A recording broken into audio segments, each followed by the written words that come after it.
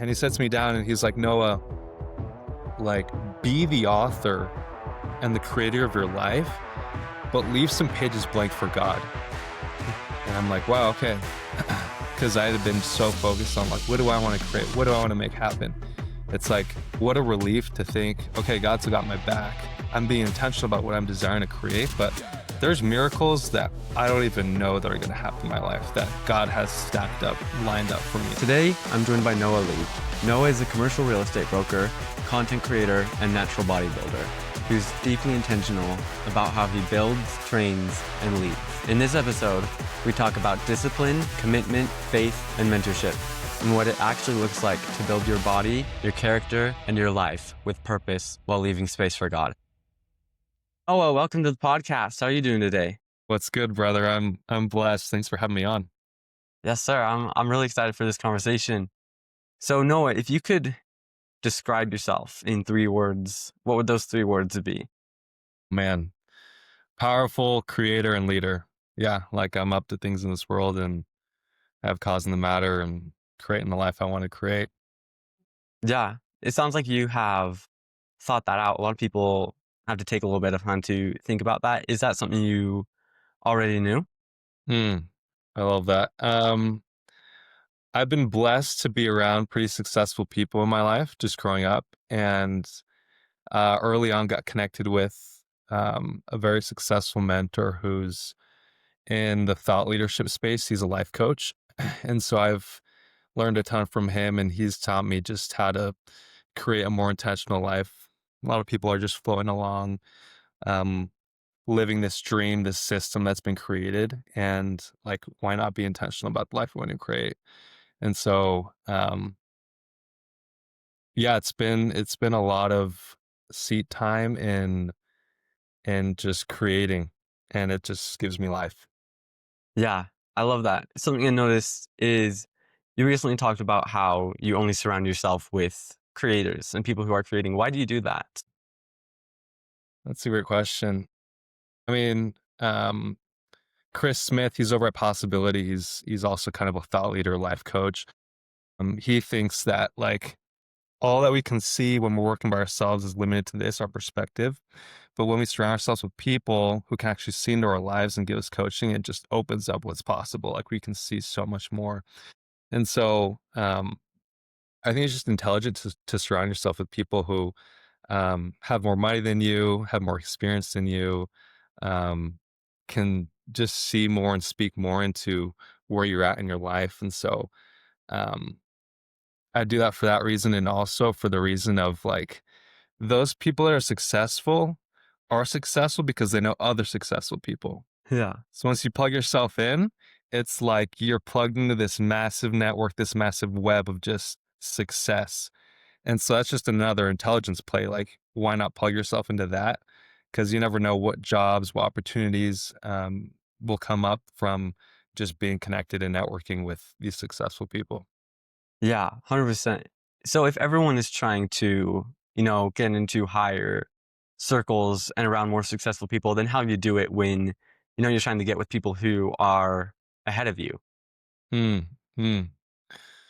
Man, I just started with like my church community. Being in the LDS community, it's known for being pretty affluent. And so, depending on the areas you are in the world, of course, but here in Arizona, I live in Gilbert. Um, been blessed to be around pretty successful people. So I just started like networking in my ward and my stake.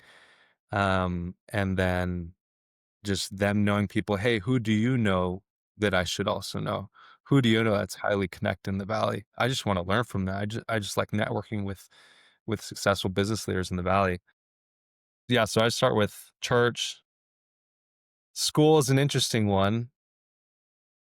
I did a year of BYU before dropping out, and I had to take a calculated risk there because you can have amazing connections from being in college and meeting other people that are up to things and professors and that. But ultimately, I thought I could just make money without needing college. That's a whole nother story. But yeah, I'd start there, like your own community, your own neighborhood, people that your parents know. and then just being bold enough to reach out to people on social media, Yeah. whether it be like, "Hey, I see what you're up to.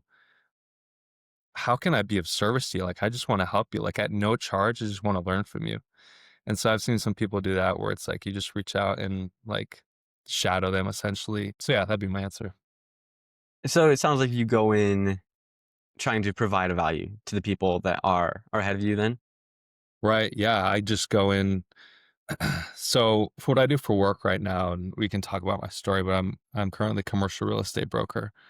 And so I have to be networking with CEOs and entrepreneurs and business owners because they're the decision makers when it comes to their company's real estate, whether they're leasing an office space or going to buy a building to work out of.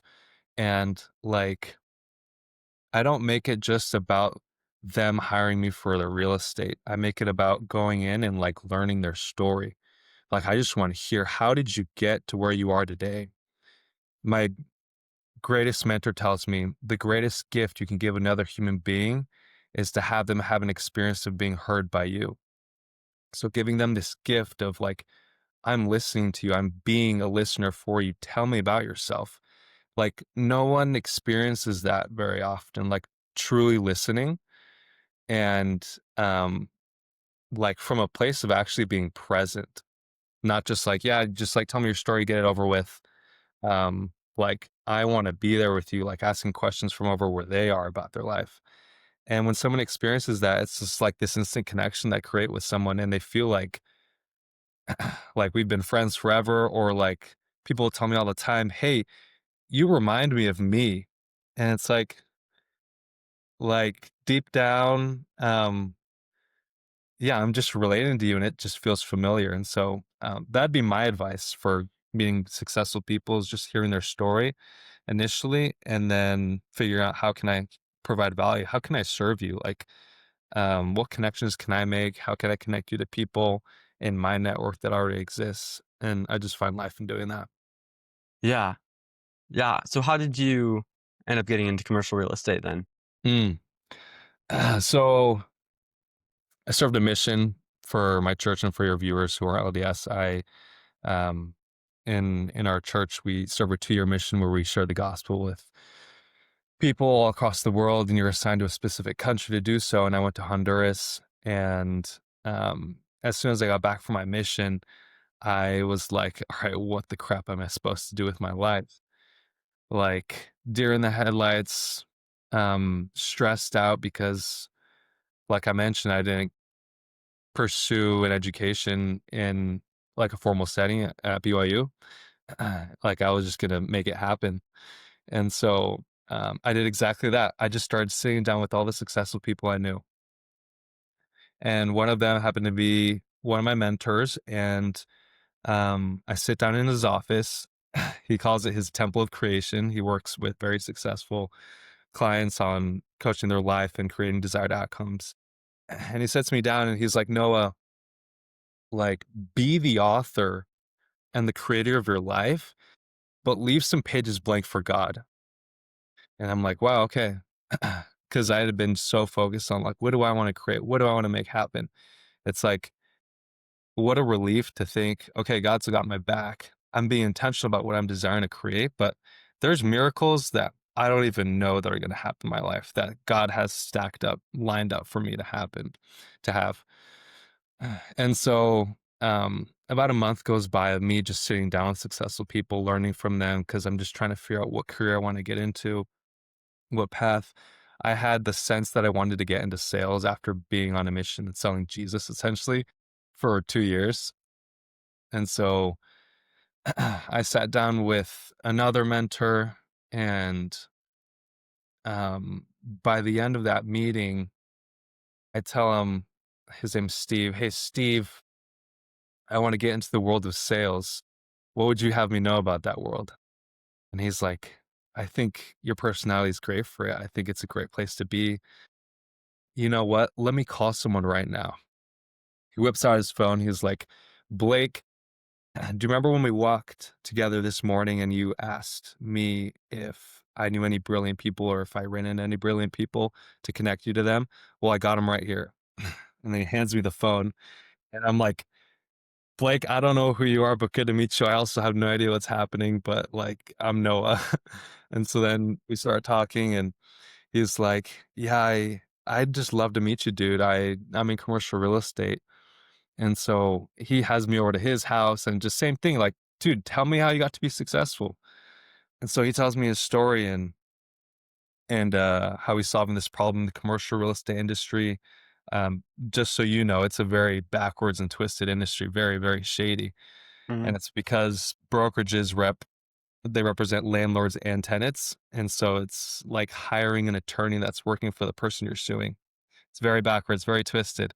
And he tells me I've created this model where we exclusively represent the tenants in commercial real estate. We're only working with business owners and helping them sign leases. I'm like, that's cool. I want to get into that. Let's do it. And I'm like, by the way, I have zero commercial real estate experience. And he was like, that's fine. I love you. Like, I still think you're amazing. I love your personality. Let's do this.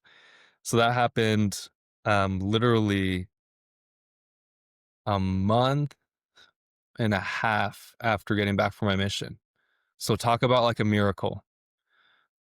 So he has this essentially, it was him and his brother. I was the first broker that they were bringing on. Very risky for him. Very, very risky. But like a miracle to me, just fell into my lap. So again, literally God's hand in my life writing that blank page that I left for him. And so um for the past year and a half, essentially, I've just been grinding in commercial real estate, learning from these guys, networking, just making it happen, um, and been surprisingly very successful with it. And so I've been blessed in that sense a lot. And I attribute a lot of it to starting a mission. Yeah. Yeah. Do you think all young men who are part of the church should serve a mission? Man. Oh, shoot. So when I left on my mission and gave my farewell talk, I actually said at the pulpit, like, if you don't want to go on a mission deep down, like, don't go on a mission. So a bit controversial, but I was like, no, I actually believe in that. Like, if truly deep down it doesn't align for you to go out and do it, like, you're wasting everyone's time, including yourself. Go figure out the mission that God has in store for you. If like a 2-year mission isn't what is supposed to be part of your story. That said, I think every man should consider what a mission would do for them, and I'll just share what it's done for me. A mission has been the greatest investment of my time, like, and money and energy. Like, it is paying off in dividends and continues to pay off. It's like the skills you develop, like with sales, with communication, with being in a relationship with your companion, learning how to express your needs and also solve their needs, time management, um, learning how to teach something. Like when you become a master of something, when you can actually internalize it and then teach it. And so you're just becoming a master of the gospel. It's 2 years of just being close with Christ and becoming Christ like. I don't know of any other program that has you try to be like Christ for 2 years and not focus on anything else in your life. Like that injected into our modern society, like is beautiful to me. Um, and yeah, learning like law of consecration, consecrating everything to Him, like that's when you truly figure out like if you're committed to Christ or not. um, I think a lot of people in today's world really lean on their parents' testimony Mm. and their leaders' testimony. And a mission just helps you kind of get off those training wheels and get on your own path and figure out like if it's actually something you believe in or not. Yeah, I think it's been the best investment, and it's just like I just see how it's going to impact my relationship with my spouse. It's impacted how I show up for my friends differently. It impacts how I show up for my callings. Um, super, super, super transformational. Spiritual high for sure. Yeah, I'd recommend it 10 out of 10, but only if like you find your why. So I'll speak a little bit into that, like what my why was. So I spent several years trying to overcome trials, and I experienced a moment in my life where um, Christ really helped me overcome some really difficult things. And I felt that light of Christ. I felt him literally remove burdens from me and like create miracles. And I had no choice to repay him back, but to like do what I thought would be the greatest sacrifice. And um, looking back, like the greater sacrifice wasn't even like the time or the energy or the money. It's like your heart. It's like, are you willing to give up your heart and give Christ your heart? Because that's all he really wants. That's what truly matters. And so, yeah, my why was like, I was so converted to him and just wanted to follow him. Like I'd do anything. Like when you truly fall in love with Christ and you give his heart up, you'll follow him to like the end of the world. Like if you look at his apostles, they were willing to follow him to the death, like do anything for him. And so it's like, man, if you can get to that place, a mission just makes sense for you. Yeah. Yeah, I was doing some studying about Abinadi the other day, and I was thinking how there probably are a lot of committed people who would likely die for the gospel and for Christ. But then I think what's being asked of us at this point is to also live for him and to, Mhm. live in a way that shows that light. That's beautiful. That's well said, Sam. Yeah, the other day I posted something about how, like, preach the gospel at all times, and if necessary, use words. So it's like, who are you being that would emulate like someone that's Christ-like? Like, that's the best way to, I think, worship him is like remembering him, but also being Christ, like being those ways of being love, being patience, being mercy, being grace, and like having someone experience that. Like, what a gift to them to experience Christ through you, and it's just like all glory to Him. Yeah. Yeah. I've noticed on your Instagram some of the posts that do really well. It's, you're being very strong about your beliefs, and then that will start something in the comments, which ends up pushing the post farther.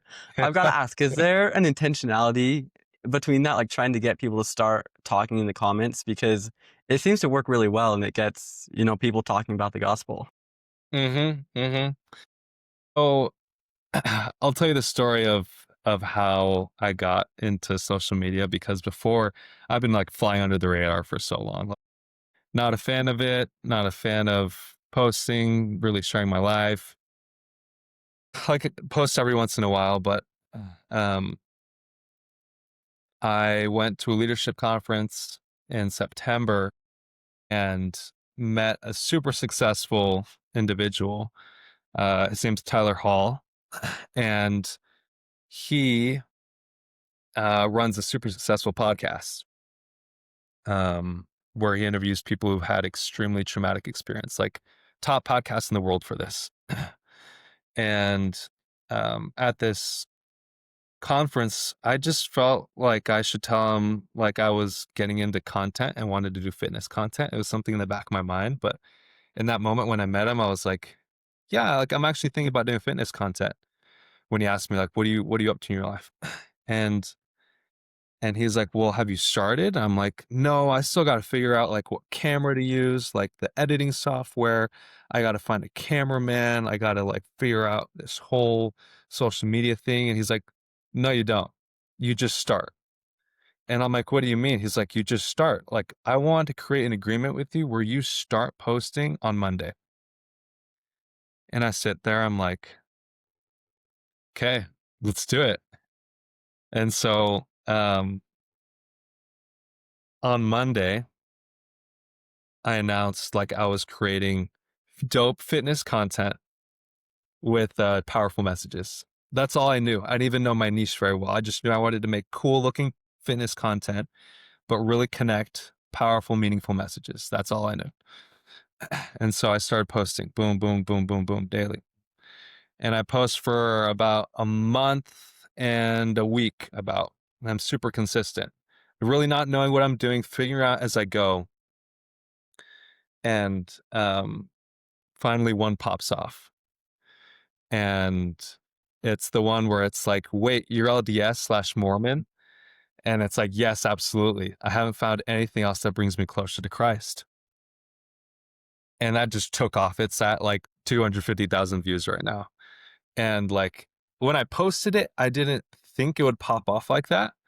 But then I realized, oh, like like you said, people are talking in the comments and it's boosting engagement. Like for something to go viral, it's either got to be like funny, educational, or controversial. And so I was like, well, this is a controversial route, I guess. And I just started responding to comments and kind of expressing who I was through those comments.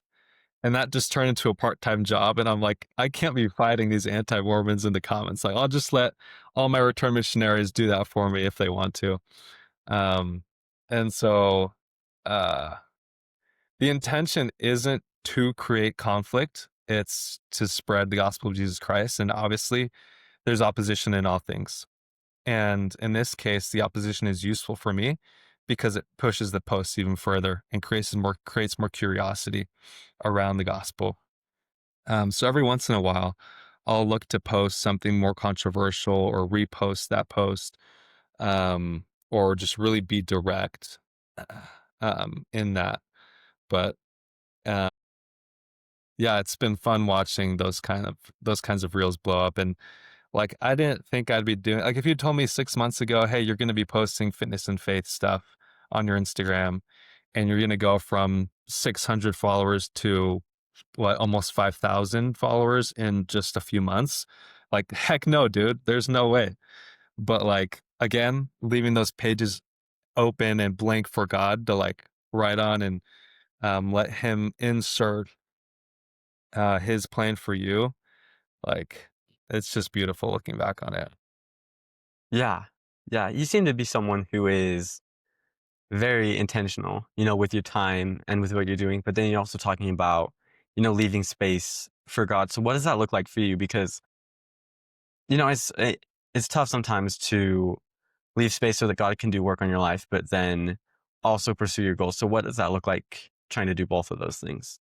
Mm, I love that. You know, I think it's about being in action. Like, if let's say you do know what you want to do, like I'm pretty clear that I know what I want to do and I'm doing it.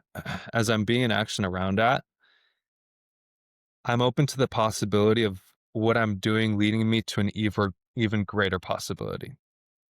And so it's like I'm not um carving out time in my day to see like what God puts in my lap or anything. Like I am very intentional with all of my time and very clear about what I'm creating in each area. And I guess when I say like leave some pages blank for God, it's like I'm open to a future that I haven't even considered yet.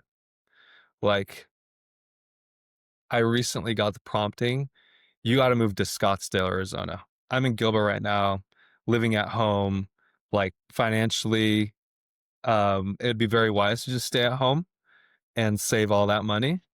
Especially because I'm prepping for a bodybuilding show and it costs a lot of money to buy food and supplements and all that stuff.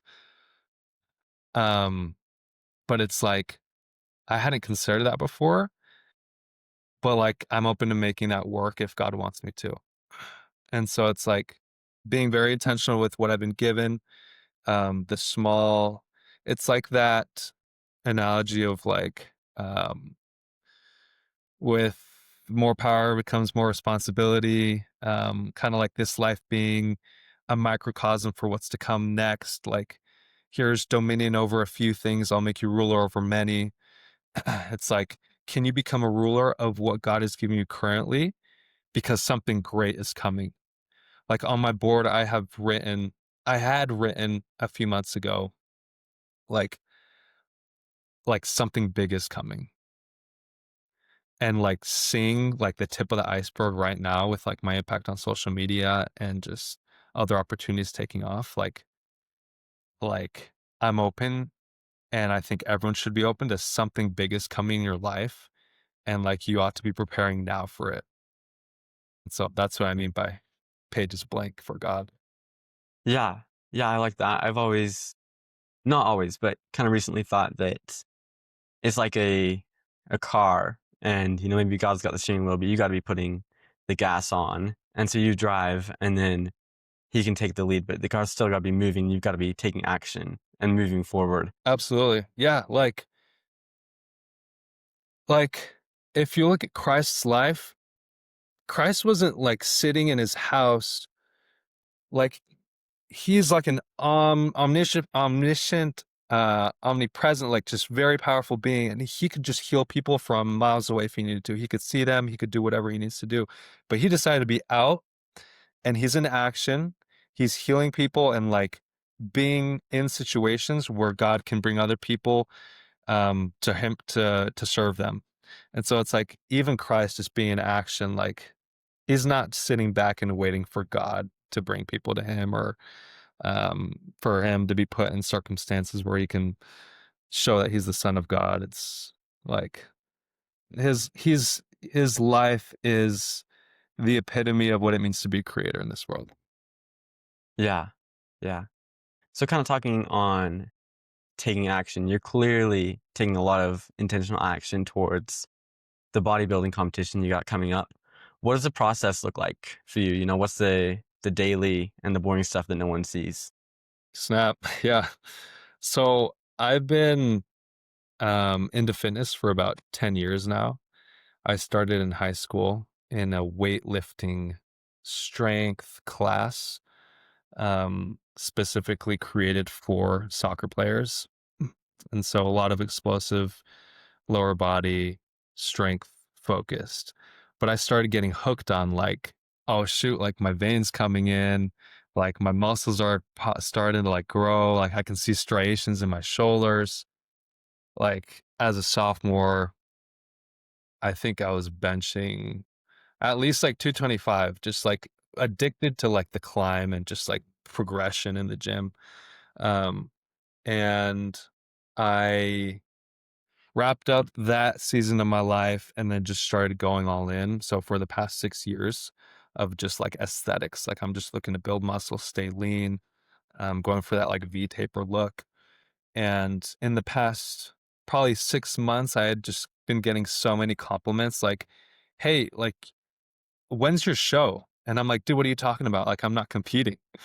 And they're like, you could hop on stage right now. I'm like, what are you talking about? Like, no, like, I don't do that. And so for all these years, I just haven't done it because I do this for myself. Like, I'm the one that wakes up, looks in the mirror. I'm in my own body. Like, this is my vessel of performance. Like, I want to feel good because I want to, like, be a producer and a performer and, like, not let my body get in the way of the things I want to create. I sat down with another buddy of mine and he had competed before and he's like, dude, you have to compete. And I'm like, what is it like standing on stage? And he's like, oh my gosh, dude, you have no clue what it's like. It feels amazing. Like it's such a culmination. It's such a peak of like everything you've done for the past however long you want to be on prep, 6 to 12 months. And I'm like sitting there and I can kind of see myself on stage having just locked in and dialed in and really learn the ins and outs of bodybuilding. Because I've kind of just been winging it, like doing it all by myself, learning from YouTube, Instagrammers. And I'm like, you know what? I'm going to do this. And so um, I had been following a top 5 natural Olympia lifter on Instagram for several months. And I had also checked out a luxury gym up in Scottsdale called the Hive Fit Club. And on his story, I noticed that he was going to the gym, that Hive Fit Club gym, and I had just signed up for it. I'm like, dude, we got to get a workout or something. Like, and by the way, how far out do you think I am from a competition if I was to like compete? And he's like, you know what? I usually will pass people on to work with my team, but like, I want to work with you, dude. Like, I will help you compete if you want to compete. And I'm like, oh, snap. Okay, let's do it. And so I committed. By the way, like commitment moves the world like it's a black hole. When you commit to something, people, resources, energy, miracles will start gravitating towards your commitment. It's an incredible thing that a lot of people overlook. But once you just commit and like, it's like I've posted this on my Instagram, but like when you make a covenant and you're just like when you make a covenant, it's like you're holding yourself in your hands as if it was like water. And if you like let go of that covenant and break your promise to yourself, it's like open your hands ever so slightly and that water falls through. You no longer have a self to commit to. And so, yeah, when you commit to something, the universe like wants to help you. Universe, God, whatever you want to call it, like just everything gravitates towards it. So I committed to go to that gym. I committed to working out there. Then he gets put in my life. I start prepping. I've been training with him for almost 2 months now. And it's like a whole nother level. It's very challenging in that you're tracking all your macros. You got to be very consistent. You're following this workout plan. Um, you got to take your supplements. Um, you're taking pictures of yourself frequently to see like if you're getting any fat. You're weighing yourself. But like it's all a process that I love, dude. Like it gives me life. Like I am engineering my body to look a certain way, and a lot of people aren't willing to go to like this depth of obsession over something. And it's just bringing a whole new level of discipline to my life, and it's like pouring into other areas of my life, which I love. Um, yeah, so I'm lean bulking until April, and then from April to August, I'll be cutting, and just getting as shredded as possible, and I'll compete in a few different competitions and looking to get my pro card, which is something you win if you get first place. Um, so yeah, it's something that I really love. It gives me life, and I love sharing it with people via my Instagram. Yeah. Do you see yourself eventually making money through the bodybuilding and the Instagram and not doing real estate anymore? It's a great question. I've been asked this a lot recently. Right now, I'm looking and learning how to balance my commercial real estate career and this.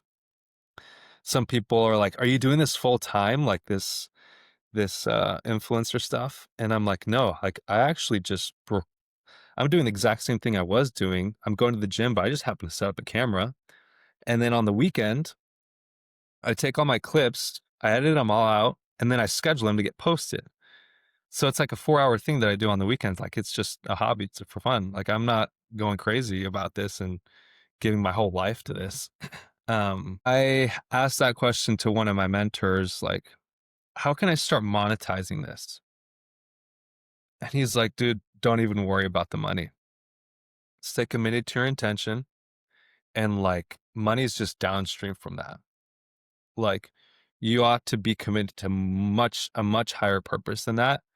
If you get committed to money and making money, like your followers are going to sense that and it's not going to be authentic. And so like, I don't really care about monetizing it right now. It's like, I'm just committed to my intention of leading young men to level up and inspiring people and,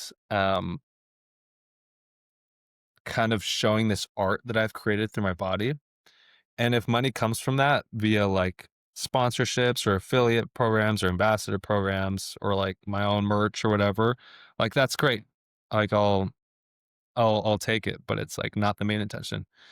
So for now, I'm committed to my career in commercial real estate first and foremost, and like eventually down the line, if the influencer stuff makes more money than what I'm doing now, like I still love what I do in commercial real estate. I'm just networking with successful people and learning about entrepreneurs in the valley and how to best help them and support them in their real estate moves. That is exciting for me. It's like that's extremely valuable and kind of a vessel and vehicle for me to get in front of people and just keep growing my network. So ideally, I'd want to keep both going for a good chunk of time. Yeah. What's the intention you set behind the content? Yeah.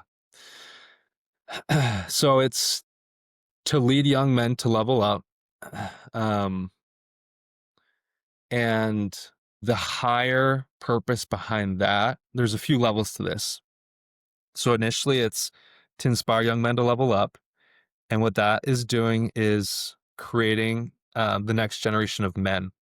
So turning these boys into men and best equipping them and preparing them, relationship wise, spiritual wise, mindset wise, thought leadership for the relationships as well.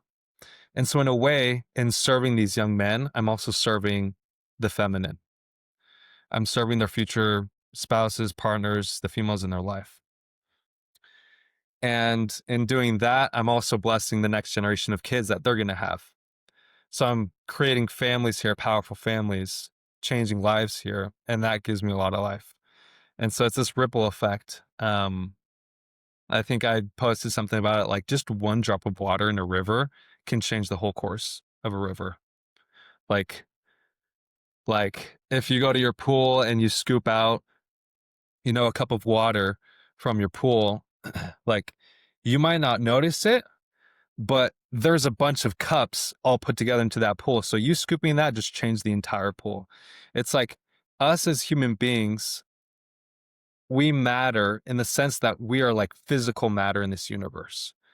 Like like when I say you matter, isn't it like, oh yeah, like feel good, like your mom telling you, yeah, you matter as you walk out the door for school. It's like, no, you matter whether you know you matter or not, or whether you like the idea of you mattering or not.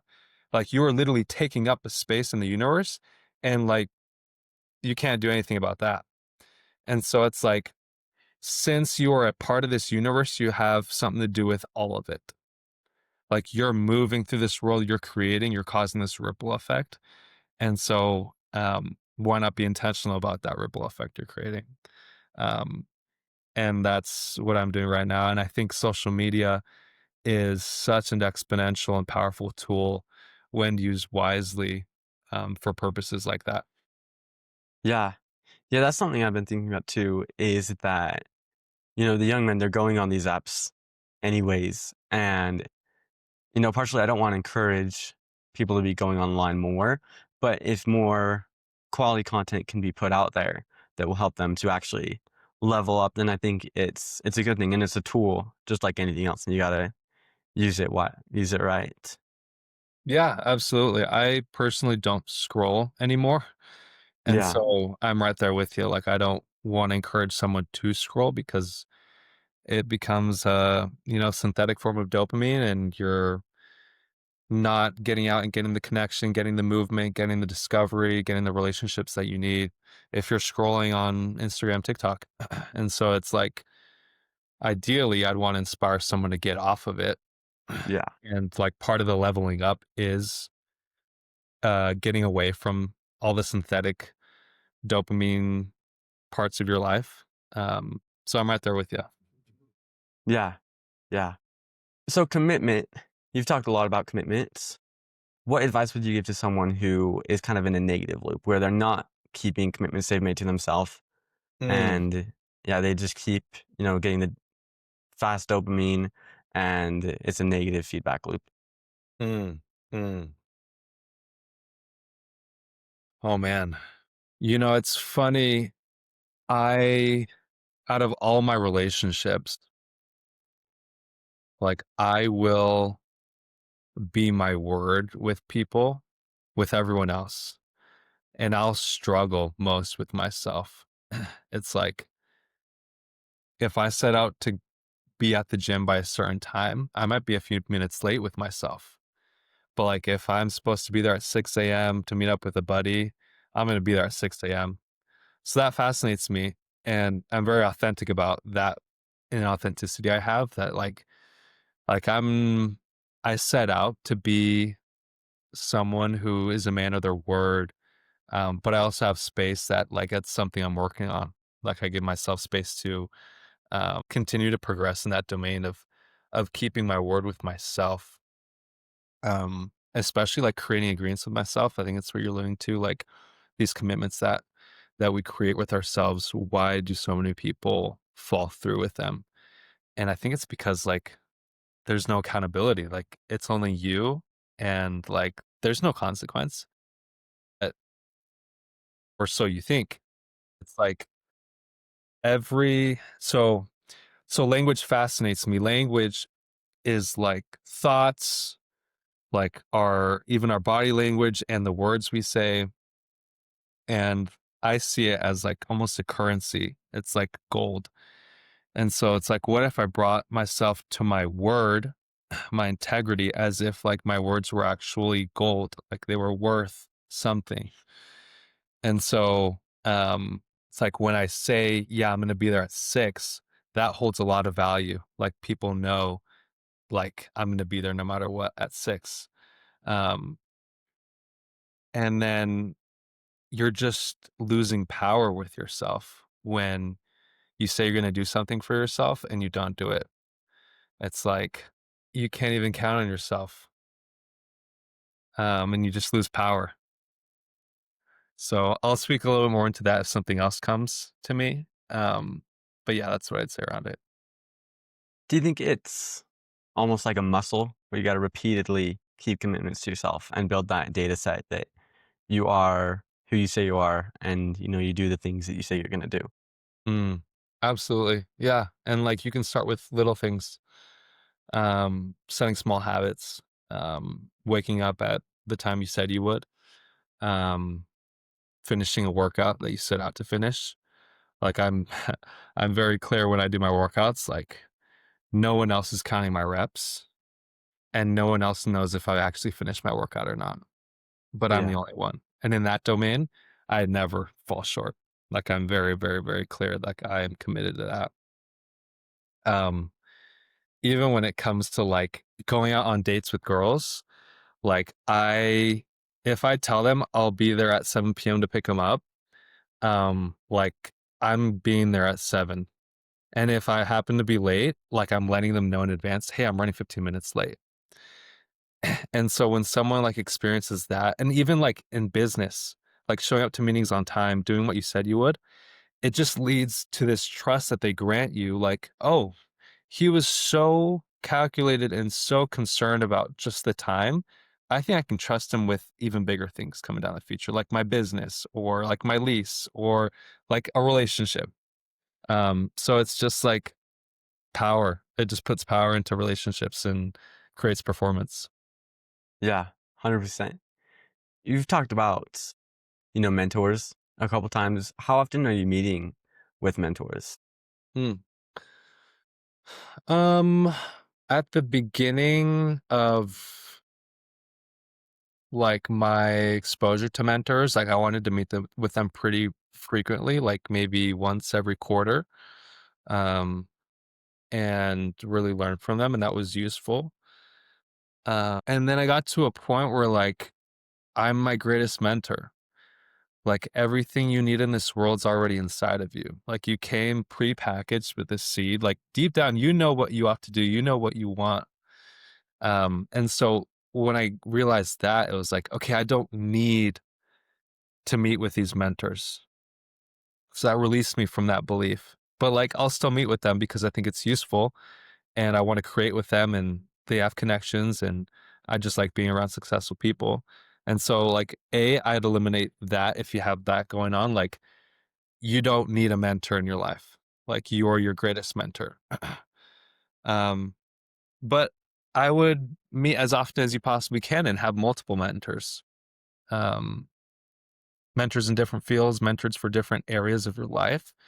Like I have a mentor who's kind of just an overall life coach. I have one who's specifically coaching me on social media. I have one is coaching me like on the spiritual side, and then my bodybuilding coach who's coaching me on the fitness side. It's like how can I stack up all my domains with successful people at the head of them, but always remembering like no, like I'm the mentor here as well. Yeah. And are these all mentors that you are paying money to, to be able to meet with them? No, just one of them is paid, the bodybuilding one. That's That's a professional contract there. But the rest are just very generous with their time, and um, usually they would charge, but I've been with them in a way where they see something special in me and they see value in pouring into me. And yeah, they're just very generous. Yeah. How would someone go about, finding a mentor, especially if they don't have any money and they want to, still get that mentorship? Yeah, like I'd go back to what I said at the beginning. It's like hit up people in your church, hit up people in your ward, your neighborhood. Like be fearless in reaching out to people and requesting things. Like I think it's okay to be a giver, but like also like ask for things. And yes lives in the land of no's. So why not just ask and ask and ask? Um, Asking is how I got to be able to sit down with a life coach who normally charges $250,000 a year to work with his clients. Or if you just want 2 hours to spend with him just to figure out if you like him or not, it's like 10K. And I was with him in a way where he just gifted me 2 hours for free. So one of the top life coaches in the world. And it's just because I was fearless. I was like, I saw myself as someone who mattered and as a creator and like I was up to things. And so I had no fear in asking him, hey, like, could I get some of your time?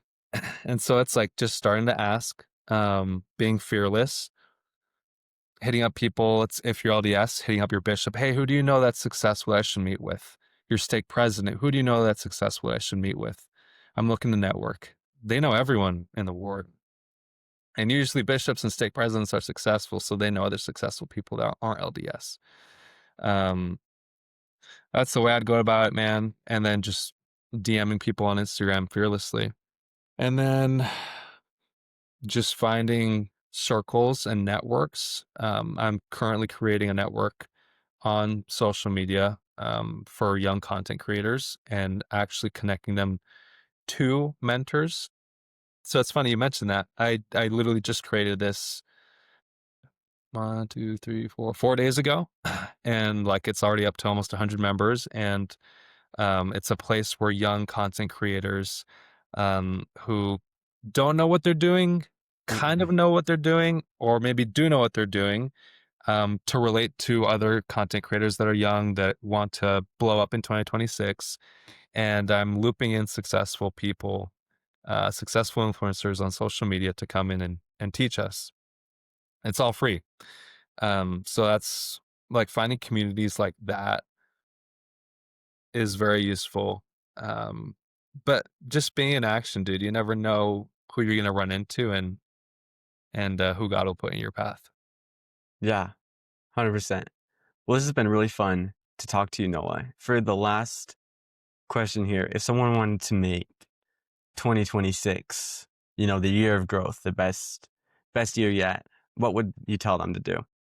Man, I'd tell them to focus on being love. I think that's what sets apart the men from the boys. It's like, can you be love? And what I mean by that is being love for another person. Can you give them space to be exactly as they are with everything they've done, with who they're being, and just let them be exactly as they are? And then also being love for the present moment.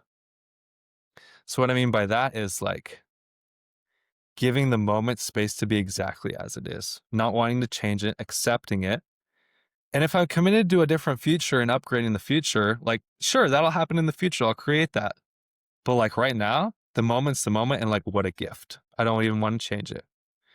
And so once you live from a place of being love, it's like it releases you from everything and anything. Like you become unbothered by people because you give them space to be exactly as they are. You don't want to change them. And like I might not even like their behaviors or like them like who they are being in that moment, but I give them space. That's love. And so like when I say love, it's not like this like, oh, let's hold hands and dance in a circle. Like we all love each other. It's great. Like, no, it's like I'm talking about giving space for a human being to show up. like with all their flaws and inauthenticities and like their whole past and how their subconscious is wired, like that is just perfect exactly how it is. And then like let's say things go unplanned in your life, which is what trials are in my interpretation. Um like just accepting it. Like it's okay. Like how freeing would that be? I think freaking out over a certain situation or getting emotional about something is like the feminine route or like the childish route of like, like my life's falling apart. Like, imagine a family, a relationship where you have this anchor of a man who is like unshaken by everything that's going on around him. It's like Christ in the boat. He's got this storm around him. Everyone's freaking out. But he's like, no, like, I'm peaceful. Like, be still. And so, if him being that produces automatic peace. So, I think once you can achieve this level of like love, and that includes for yourself, like giving yourself space to be the human being that you are, knowing that you set out to create things and sometimes you fall short of those intentions. And loving yourself for it, like loving yourself in this progression of your life. And so that's why I'd say love yourself, love your God, love others from that place of like giving everything space and everything's going to be okay. And then the last thing I'd say, uh, one of your questions that you sent to me, like, what is success? Success is just creating an intentional life. Like, you define what success is. And so once you define that, it's up to you if you want to be successful at whatever it is you set out to create. Yeah. Yeah, I love that. Well, thank you, Noah, for giving this time to me today. It's been really fun to talk to you, and I'm really glad we were able to do this because all of the young men that listen to this, it's gonna be very beneficial to them. I hope so. Looking to serve as many people as possible. And thanks for gifting me some of your time and your platform here. So be blessed and I love you, dude. Appreciate you. Yeah, of course. Thank you. Noah, where can people go if they want to find out more about you? Yeah, add me on Instagram, Noah the Last Natty. Natty as a natural bodybuilder. So Noah the Last Natty. And if you're interested in joining a community of young content creators that want to explode in 2026, send me a DM on Instagram and I'll add you to a free community. Awesome. Thank you, Noah.